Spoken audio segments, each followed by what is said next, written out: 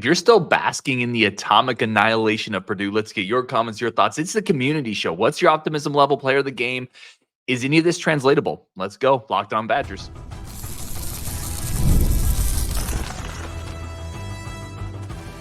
You are Locked On Badgers, your daily podcast on the Wisconsin Badgers. Part of the Locked On Podcast Network, your team every day.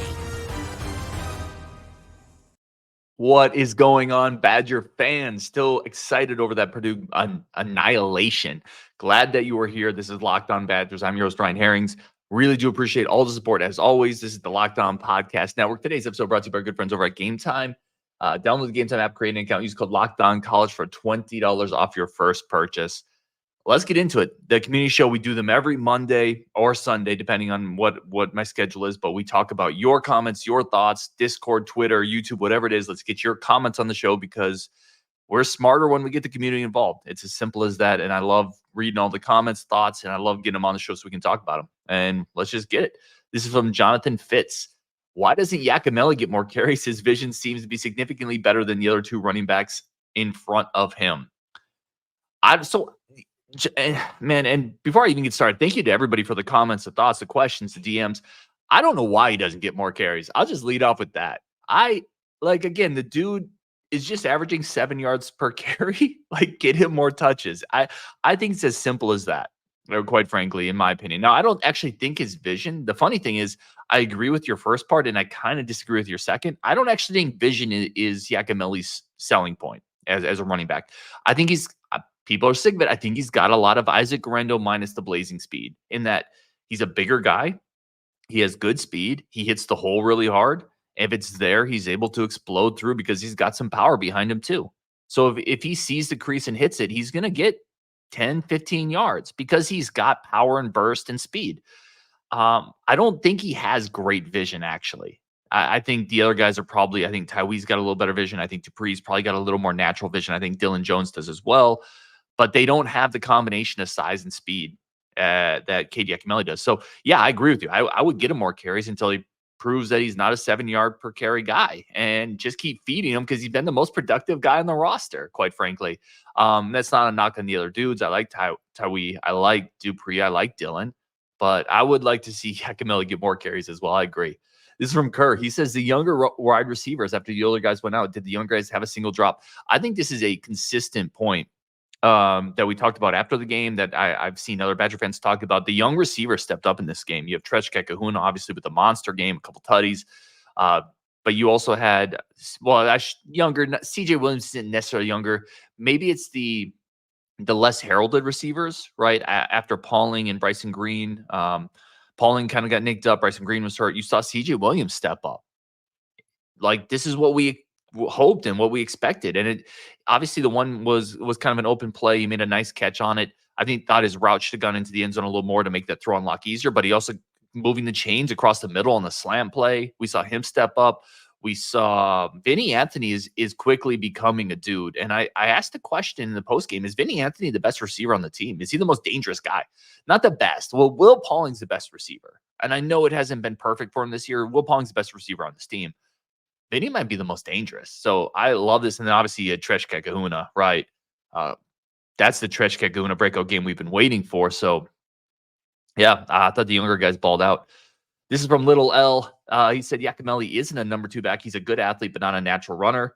If it's not open straight line, he won't get more than 2 to 3 yards on anything that needs to go sideways. Yeah, I kind of agree with all this. I'm not sure he's a natural running back, but he's a really good athlete with size and speed. And sometimes that works at running back. The idea that he won't get anything more than 2 to 3 yards if it's not open. I think there's a lot of running backs like that. And I don't necessarily agree with that. We've seen him break tackles. We've seen him move the pile. He's got power and speed. I think he should be the number 2. But listen, this is not a knock on Dupree. I like Dupree. Craig Fissel, solid performance. Hit the Badgers left the field with a couple clear areas for fine-tuning during this week coming off the win. Yeah, I want to get into this. So I think Craig, this is a really good post from Craig. Because, yeah, solid performance. I would say more than solid. A solid performance would be 30-10. They mollywopped. They mollywopped Purdue. And I'll tell you, quick side note, this feels like old school Badger domination against woeful teams. It feels like Like if you were in the Roman times and you were a fan of the Roman legionnaires when they would go and just wipe the battlefield with a Germanic tribe that had no business being on the battlefield with them, this is what it felt like. It felt like the Badgers were Roman legionnaires and Purdue was some lonely Germanic tribe, and you just mopped the floor with them. Like, and sometimes that's just fun as a football fan to see your team just go out there and completely dominate somebody.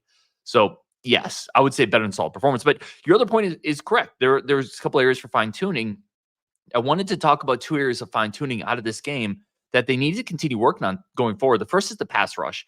And we talked about it ad nauseum, week after week after week. Where's the pressure? You have to decide, I think, a little more occasionally to send an extra guy. And I've been pretty adamant that I don't think you just suddenly become an aggressive blitzing team all the time because you're going to leave your secondary out to dry. You can't just become like every play we're going to send 6 dudes. I do think you got to be a little more aggressive at this point with the quarterbacks that are coming up on the roster, the Rutgers, the Minnesotas, a young guy at Nebraska, Iowa. I think you can trust your secondary a little bit more, and I think you can send dudes. I think you got to be a little more aggressive to get pressure. Hudson Card had too much time at points. Obviously, this was a beatdown of Purdue, but there's still things you got to get better at. The other thing is the first half, you got to be a little bit cleaner, right? Braedyn Locke's got to start a little bit better. There were moments where he was just forcing throws, receivers weren't open. You got to catch the ball. Will Pauling had a drop. Like that first half wasn't great. It was good enough because Purdue's pretty bad. And they gave you opportunities. You got to start better. You got to start cleaner. And then you got to manufacture some more pressure. Like at this point, it just is what it is. Your front four is not going to win consistently. We know that. You gotta create some pressure. I think Tressel, I would like to see him be a little more selectively aggressive. This is from, I don't know who this was from. I cut off the person. He said, great win. This is the type of offense we've been waiting for. The defense played good. One of the keys to the Badgers' success is the offensive line. If they play well, the offense will play well. I 100% agree. This was a really good offensive line game. And you saw Kevin Heywood come in and get a ton of reps, and he looks like a unit.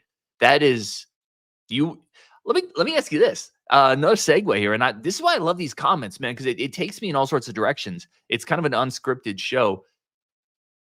If you look at this roster and say who are your top 2 or 3 guys that you think are potential possible first-round picks at some point in the future, right? The entire roster. Kevin Heywood's on that short list. Listen, what does the NFL look for? Like it's quarterbacks, and then it's people who can either hit the quarterback or protect the quarterback. Obviously, corner as well, but like Kevin Heywood's a unit, man. And to be able to come in and play at this level as a true freshman, to hear the praise from Brady Collins, to see how he moves and how well he holds up, like this guy. To my earlier point, who's the 2 or 3 guys you look at this roster and you say those are potential future first round picks? Kevin Heywood's in that top 3. It's Heywood, it's Xavier Lucas. Those are probably your top 2, right? Like potential future first round picks. I don't think there's an upperclassman that fits into that mix. As much as I like some of those dudes, I think it's Heywood, it's Lucas. Those are your guys. Maybe another offensive lineman, or maybe it's I think those are the guys, and he looked great, man. And to this point, the offensive line played well. The offense played well. This offensive line for Wisconsin has to be great. They can't just be okay for this Badger program to be really good. The offensive line has to be a complete unit, and I think the staff has done a great job the last 2 cycles starting to rebuild that unit. They brought in 10 guys the last 2 cycles, and Kevin Heywood was right at the top of that mix, and he looks great. The offensive line looked great, and I agree. Absolute great win for the Badgers. All right, let's take a quick break. We got a bunch more your comments coming up, a bunch of stuff, including should we be worried seeing USC and Bama lose? How much of this is real? Talk about more about the receiving group. Talk about the defense. A bunch more your comments coming up next on Locked On Badgers. But first, a quick break for our friends of the show over at LinkedIn. LinkedIn is the #1 source for all of your hiring needs. It matters. As a hiring manager, finding the right people for your business is incredibly important. We talk about recruiting on this show all the time. Well, in the corporate world, you got to find the right people too. You got to find the 5-star typist. You got to find the 5-star, zoologist for your zoo, whatever it is. You got to go and find the 5-star film editor if you're making content, whatever it is. You can find those people over at LinkedIn. It is a great place to find the professional pieces to your business that you need to fill in the gaps to make your business even better. Save time, save money. LinkedIn.com/LockedOnCollege.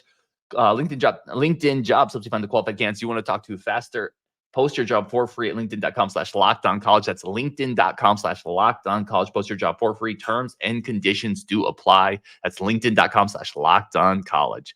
All right, let's get back into some of these comments. And I definitely want to hit this for a minute because I do this show every day, and I couldn't do it without so many kind comments, man, because it can be a grind, but it's thank you for everybody tuning in. And I say that at the beginning of every show. I don't want it to ring hollow. It's not like a script I read that thank you for tuning in. It's like heartfelt stuff. Like, thank you, man, for tuning in, for listening, for being on the Discord, for hitting me up on Twitter, for reaching out. It means more than honestly than I can ever express. It's not lip service, man. So thank you all for doing this. This is 1:23 Central Standard Time in the morning. I'm recording this, by the way. So maybe I'm a little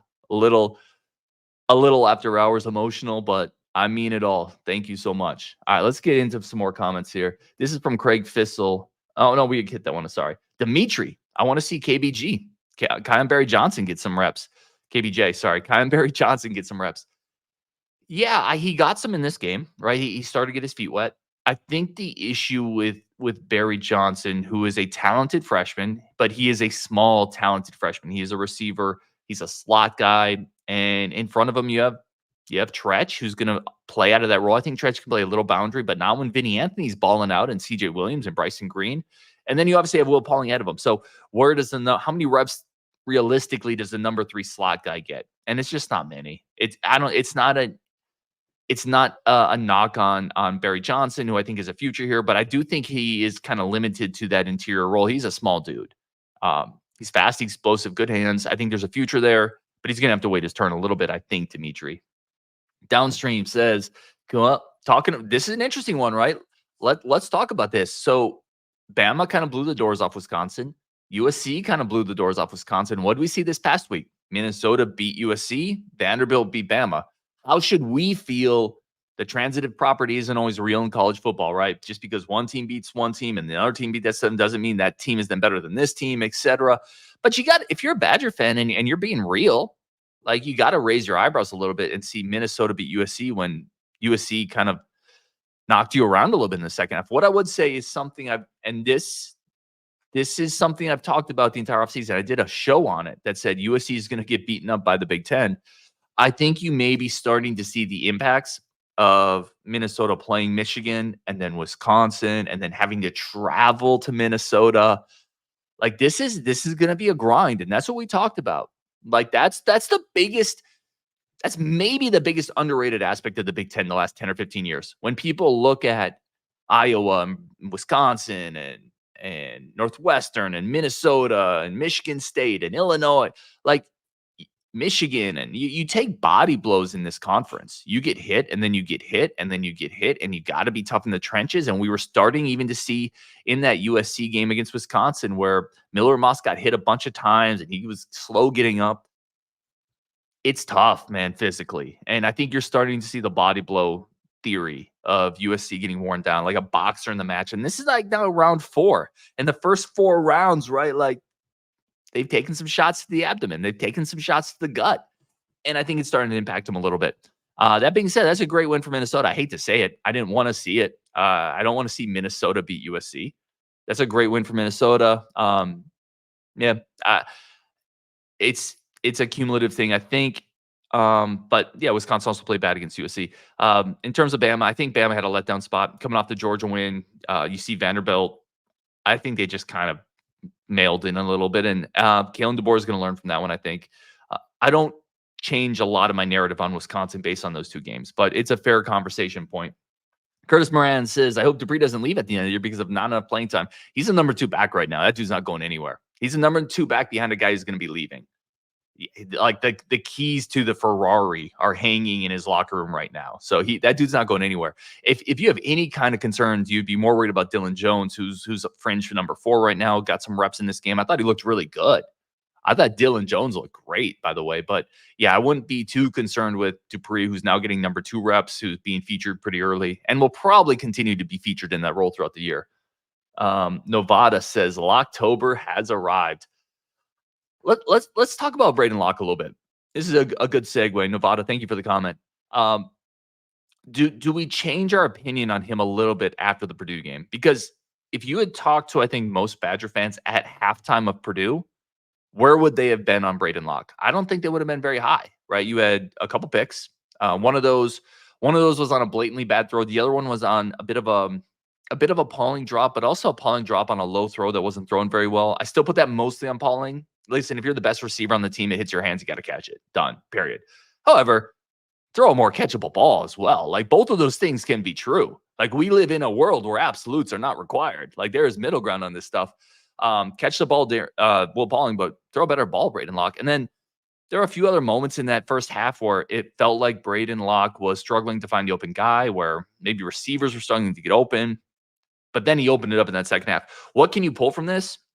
A couple things. I think, and this is something Curtis Holland, who's been on the show, has talked about.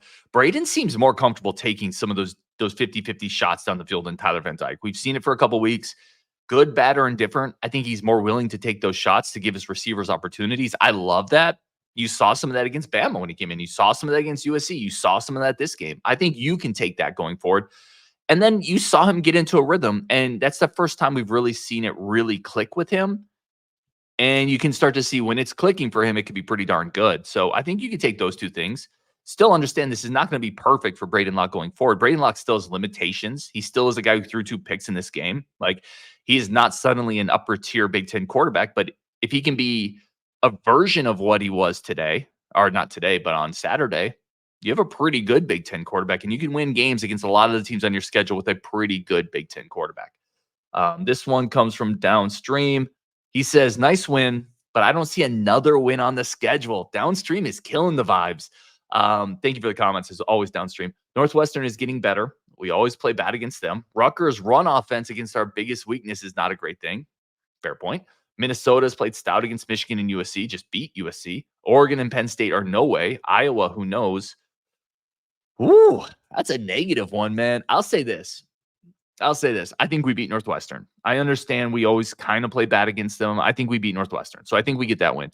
Rutgers is a challenge, and Downstream is dead to rights correct. Like their strength on offense is running the ball. Our weakness on defense is stopping the run. Like they're going to have to get better there. I will say the last couple weeks, Purdue tried to run the ball a little bit, got to the edges, but I thought Wisconsin was okay. I thought Wisconsin's rush defense was actually pretty good against SC. I feel like the defense is tightening up, is my point. I feel like it's getting better. I feel like it's tightening up. Rutgers doesn't have a quarterback that's going to scare you. They don't have a passing game that's going to worry you. I think if you're Tressel, you put another guy in the box, you bring Hunter Wooler down, you play maybe another down defensive lineman, you make them throw the ball. Rutgers won't be an easy game. That's going to be a slog, but you can beat them. I think you beat Northwestern. I agree. I don't think we beat Oregon or Penn State. Minnesota, I don't know, man. I've been on record as saying I think we'd win that game, but they did just beat USC. I think there's more wins on the schedule, so I kind of disagree with you there, but I agree with your overall point. Like there's not a lot of easy ones left, and you're going to have to battle for them. All right, let's take one more quick break. Continue taking your comments, but first, a quick break for friends of the show, good friends of the show over at Game Time. Game Time remains your number one source for, if you need any type of ticket, man, you got to go to Game Time. If you need any type of entertainment, you got to head over to Game Time. Game Time is the best place to get all of that. And at the end of your life, I had someone tell me this one time, when you're on your deathbed, whenever that is, and hopefully it's decades from now for all of us, right? You're never going to sit on your deathbed and say, man, I wish I hadn't done so much stuff, right? I did too much stuff in my life. Doggone it. Game Time is your avenue to do more stuff, like build more memories, fill your mental scrapbook. Go do that over at Game Time. Baseball, basketball, football, concerts, ballet, opera, whatever it is, man. Get your tickets on Game Time. Enjoy life, do more stuff. Download the Game Time app today. Use code Locked On for $20 off. Snag the tickets without stress with Game Time. Download the Game Time app, create an account. Use code Locked On College for $20 off. That's 2 10s. You can do a lot with $20 nowadays. Terms to apply again. Create an account. Redeem code Locked On College for $20 off. Go live your life and do some stuff. All right, let's get back onto the show. Highly encourage everyone to go out there and do some stuff. Let's get, again, this is the comment show. Let's keep getting some comments here. So this is from P for Sell. Super great friend of the show. Love him. The year of Kekahuna is upon us. It took a while to get here. Like it was like a long-awaited movie that just kept getting pushed out and out and out, and you're like, "When is this movie gonna release, man? I've been waiting on this thing."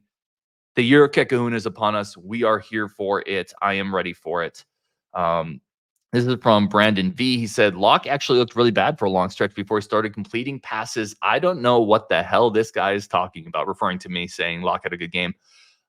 Yeah, listen, I agree. The first half was rough. The first half was not a great performance by Locke. And then when you say, I don't know what the hell he's talking about, it's because he completed 11 straight passes or something in the second half. He finished with 300 plus yards. That was a banner second half for Braedyn Locke. And I think you have to almost have your head in the sand to think it wasn't not a good quarterback performance. If that's what the Braedyn Locke you get every game, considering that one of those picks was mostly appalling drop. If you get 3 touchdowns and 1 pick and 300 yards every game from Braedyn Locke, and you score 50-something points with him at the helm of the offense, okay. Like, you take that every single day.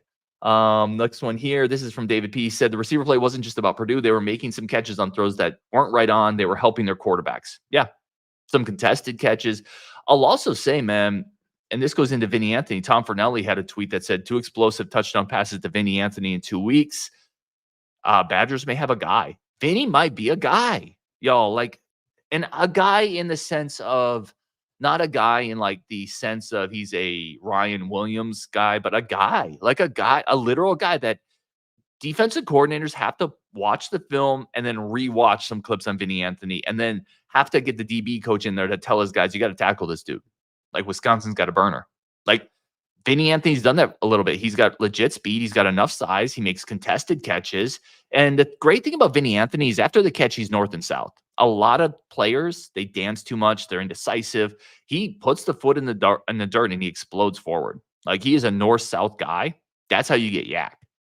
That's really how you do it. Unless you're an elite agility guy, you get yak by putting the foot in the dirt, going north-south. He explodes north-south. Yeah, like, he might be a guy. I agree with that. JB, good friend of the show, obviously, says 5-2 heading into Penn State, 8-win season. Let's go. I'm here for all the optimism, JB. I agree. This team I wouldn't be shocked in the slightest if this team was 5-2 heading into Penn State. I wouldn't be shocked in the slightest if I think we beat Northwestern, and Purdue's going to be a 50-50 game. It's going to be a slog. Like, Rutgers, sorry. Rutgers could beat us, but we could beat Rutgers. That game could go either way. We just saw Rutgers lose 14-7 to Nebraska. They're fine. They're okay. They have a legit good defense and a really good running game. Can't really throw the ball. And they don't have great athletes on the edges. I don't know. Wisconsin can beat them. I think we could be 5-2 heading into Penn State. And then the whole tenor of the season looks differently. Sam Decker just says, we rule. Let's go, Sam. I love it. That was on Twitter. A lot of these are on Twitter too now. This one is from DeGrange. He said, strong performance against a bad team. We still didn't have a 100-yard rusher, and Locke did throw 2 picks. Yep. Again, take the good and then add in the context. Like, I felt like I saw a lot of Badger fans try to discount what happened because you add in the context of Purdue. No, like, understand what happened is you waxed a bad team. Period. It's as simple as that. We don't need to overcomplicate it. We're not splitting the atom. We're not trying to map the genome and clone a sheep here. Like, it's not that complicated. You dominated a bad team, but that's what you should do against a bad team. And for a lot of games, the Badgers haven't been able to do that to teams of lesser talent. So enjoy what they did, what they're supposed to do. They gave you a vision of what you hoped you would see from this team under Luke Fickell, and that's what we've been looking for. Now, they have to replicate it. There's still issues. This is not perfect, but they did what you would hope they would do against bad teams. And for that, you should acknowledge it and give them kudos, because if they hadn't, understand this, if that was a 21-17 win against Purdue, what would we be saying? We'd be hollering. We'd be saying terrible. We'd be saying horrible. We'd be saying that's not the level to which we expect you to play. That's not the barometer by which Wisconsin Badger football should be judged. We would be saying all of that. So why don't we say the inverse when the Badgers dominate somebody? Like, you should be saying, yeah, that's what we expected. Kudos. You played well, coached well, showed up prepared, dominated second half, didn't let the foot off the pedal. Yeah, all of that. I think sometimes we overcomplicate this stuff. Scott Kelly says, still don't know what the defense is doing. No pressure, no turnovers against a team that fired their offensive coordinator 5 days ago. Yeah, they still basically pitched a shutout outside of a couple turnovers, though. I mean, they held them to 6 points. I hear you, though. I hear you. But the pressure is going to be real all year. This is not a team with a front four that's going to get pressure. I've already kind of talked about it. I think they need to blitz a little bit more, but they didn't need to in this game. They also didn't really need to in this game. You would like to see some turnovers forced. Concur there, 100%. Go Fickle yourself says these young guys can play. Yeah, I agree.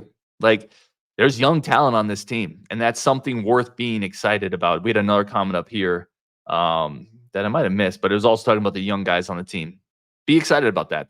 Those are building blocks on the team. Oh, here it is. Art Vandalay says, if there's one reason to trust Fickle, it's because his young guys are going to be studs, and we're already seeing some of them. Like I said, Haywood's going to be a dude. Xavier Lukes is going to be a dude. The running backs look like dudes. I think 7 true freshmen got in this game, if I remember reading that on Twitter. So the young guys are coming. I would agree with that. Fred Eel says, can always count on Purdue to get well. Thank you, Purdue. Yeah. Purdue is like, if you're into video games, like Purdue is like when you have 1 hit point left, you've been mauled, and a med kit just drops in front of you. That's Wisconsin Badgers football when you see Purdue on the horizon. You're like, thank goodness. I've been really wounded, but this med kit just dropped out of the sky. The med kit is like, it's Purdue. It's the Boilermakers. It's if you're playing TNMT and you see the pizza on the sidewalk and you're like, I can heal up so I can go fight Shredder later. Thank goodness I got my Purdue in. Yeah, thank you, Purdue. I agree. This is a good question. What translates as we move forward? What can you take from this game going forward? I think I already mentioned one of them. It's that Locke takes more shots. Locke is more aggressive in this offense than we saw Van Dyke, than we saw Mordecai at times last year.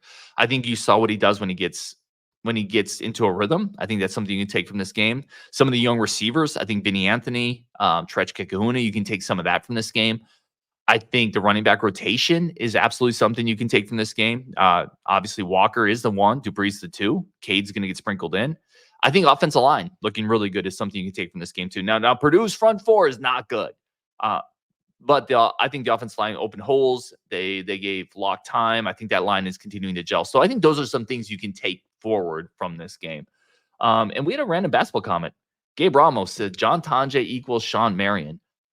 I wish. Dude, I love Ramos. I love Gabe. Gabe's a basketball dude. He's a great guy. Tonje doesn't have Marion's bounce or quickness. I wish he did, because if he did, that would be pretty amazing. Tonje is more of a shooter. What's a good comp for Tonje? I'll think of one. I don't have one off the top of my head. Think kind of a stocky 3-and-D shooter, but he's not Marion. I wish he was. This team does not have a Marion, unfortunately. All right, we're gonna wrap it up there. We got one more actually. Doug Benzine says critical win for the program, shot of confidence. We were close to becoming irrelevant. Yeah, you got to win. You got to win. Otherwise, you continue to fall into irrelevancy in the Big Ten. So I agree there, Doug. Really do appreciate everybody tuning in. Community show. Thank you guys so much. Bunch of content coming up this week on Wisconsin. When you're done here, go check out Locked On College Football. All the biggest stories in the college football world over on our Locked On Podcast Network on Wisconsin. As always, thank you so much. Talk later.